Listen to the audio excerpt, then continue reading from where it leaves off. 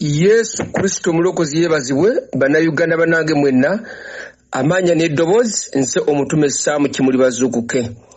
Obuweereza mwensinzira okugabana nammwe Mukama byatuwa oba byatutuma ku ggwanga buyitibwa Lion of Judah Victory Missions International Ministries.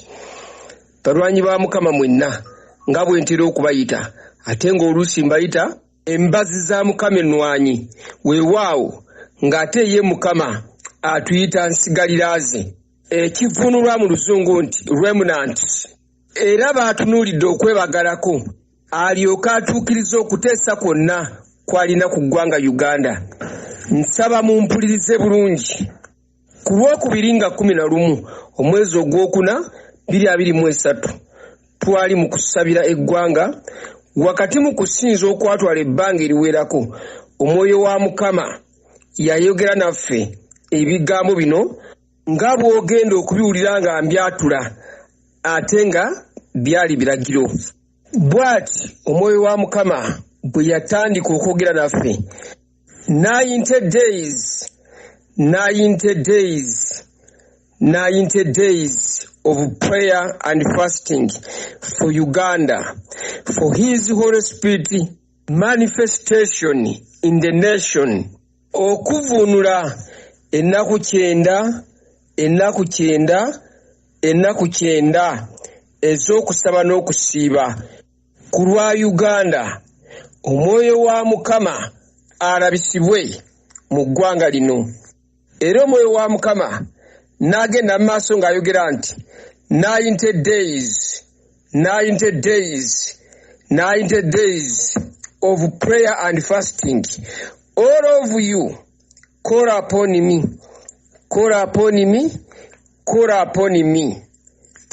Okuvunula ennaku 9 ez'okusaba n'okusiiba. Mmwe mwenna mumpite oba munkowoole. The nation of Uganda is in my hands. Nti eggwanga lino Uganda liri mu mikono gyange. The glory of Uganda is in my hands. Ekitiibwa kya Uganda kiri mu mikono gyange.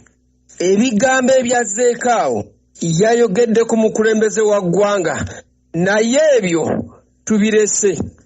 Ate mbasaba muwulire emirembe. N'agenda amaaso n'agamba nti and you all hearken. Mmwe mwenna mumpulire.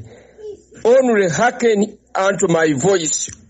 Muwulirize eddoboozi lyange lyokka. Don't be confused.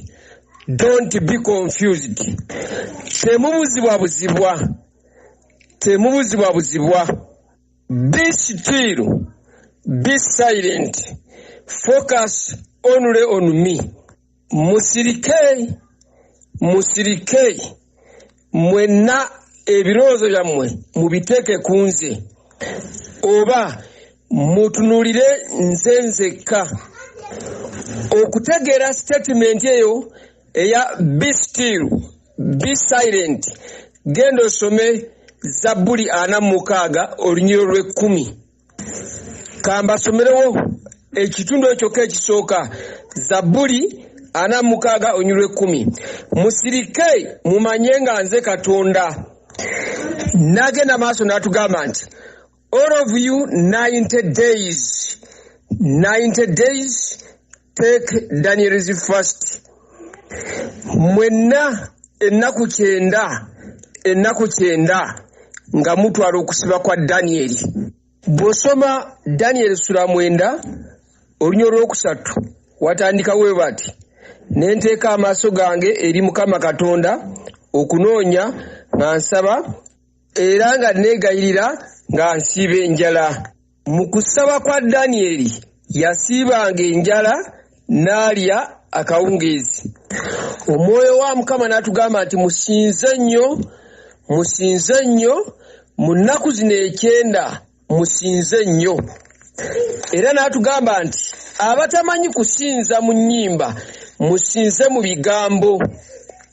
N'atugamba nti ngenda kussa ekire eky'okunsinza mu ggwanga lino. bye mutawulidde ebyobuzibako tujja bigabana mu maaso awo nga tutandise olugendo. Bajjukira Mukama bwe yali atugamba nti atwetaga buziba. Bino bye bigambo bye yayatula. Yagamba musuule buziba, biro bya kusuula buziba.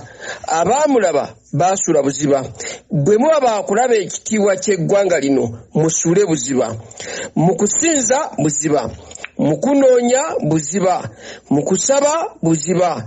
Mu kumukkiriza buziba. Emitima mugisuule buziba, emmeeme muzisuule buziba, endowooza muzisuule buziba. Ebigambo byenjatula nkimanyi mwenna mwabiwulirako kuba nabikola mu katambi ne ku radio.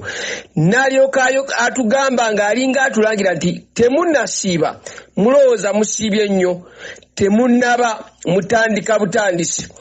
Ebuziba we mbaagala. N'agamba mu Luzungu, it is time and season for mighty preparations. N'atugamba nti there is need for preparation for individual personal lives, for ministry, for the nation. Okuvunula biro na biseera bya kwetegeka nnyo eri obulamu bw'omuntu nga kinoomu, eri ministry, eri eggwanga. Bwe yatugambira nti nkyukakyuka n'okukuŋuntibwa, n'alyoka tugamba prepare lives, prepare yourself, prepare. 28 January 2023 olumukaaga olusembayo ku Pan-African, Mukama yatugamba musasule omutango, musasule omuwendo, mugusasule enkole byenjagala. N'atugamba nti mugambe abantu nti ndi mu kukola, nyimiridde bonna bayimirire nga bampita, era bayimirire mu bifo byabwe nga bwe nabayita, nga bwe nabalonda. Mbajjukiza 26 November 2022 bwe twakuŋŋaana ku Pan-African twakola endagaano. Ebigambo eby'okukola endagaano Mukama yabituwa yennyini. N'atuwa essuula eyo n'atugamba abantu mbagabe bakole endagaano nange okunoonya nkole byonna bye nateesa. Njagala okwogera ebigambo bino. Nkimanyi bulungi bannayuganda abalokole bangi balina okusaba okwenjawulo kwe balimu, naddala okuva ku nnaku ezo entono ezakayitawo olw'etteeka eriwera ebisiyaga. Naye okusaba kuno kwe tulangiridde tubadde tukulindirira okuva ewa Mukama, nga tukuwulira naye nga twagala kusooka kukakasa bulungi. Ebiro bye tulimu si byangu. Nze kamwe akoogera nfunye bangi nga bampa obubaka Mukama nga bw'alagidde tusiibe ennaku ez'ekika ekyenjawulo, ezimu 3, ezimu mmeka, era abamu nga baŋŋamba nti langirira tutandike. Nze ne mbagamba nti nedda, nsooka kulindirira Mukama nkakase okuva gy'ali. Lwaki? Nga neewala kugondera ddoboozi lya Sitaani, kubanga ekyo kyanoonya kyokka. Tumugondere nga si Mukama yalagidde. Y'ensonga lwaki mbaleetera ebigambo nga bwe twabiwulidde, kati kiri eri gy'oliggwa okugaana n'okukkiriza oba okumanya nti Mukama oba nedda. Obubaka buno buweereze ko banno bonna abalala b'omanyi, ate bakunge ffenna twetabe mu kusaba n'okusiiba kuno. Okusiiba kutandika ng'ennaku z'omwezi 17 omwezi guno ogwokuna 2023 lunaku lwa bbalaza. Nsaba omwoyo wa Mukama ayogere na buli omu awulira obubaka buno, era abakulembere nga abakubiriza okutandika okusabira olugendo lw'ennaku 9 okuva kati wowulira obubaka buno paka nga tonnatandika kusiiba, ogenda okuyingira olunaku olw'ebbalaza ga 17 ng'oli mu muudu oba bulamu bwa kusiiba oba kunoonya Mukama. Balwanyi bannange mbasaba ennaku zino 3 ezibulayo tubeere mu lutalo lwa mwoyo, towummula, lwana.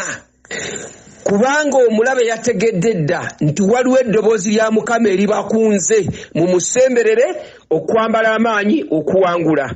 Mujjukire buli Mukama kyakugamba okukola yaba yakusooseeyo, takutuma mu missoni nga takukulembedde, naye omulabe anoonya ngeri gy'ayinza okukujja ku mulamwa n'okusuuza ekyo Mukama kyakukwatidde. Kati ate ku lwa Uganda anoonya engeri gy'ayinza okutubuzaabuza ffe abalwanyi ba Mukama asuze Uganda Mukama kyagikwatidde, oba okusobola okulwisaawo omulimu Mukama gw'amalidde okukola.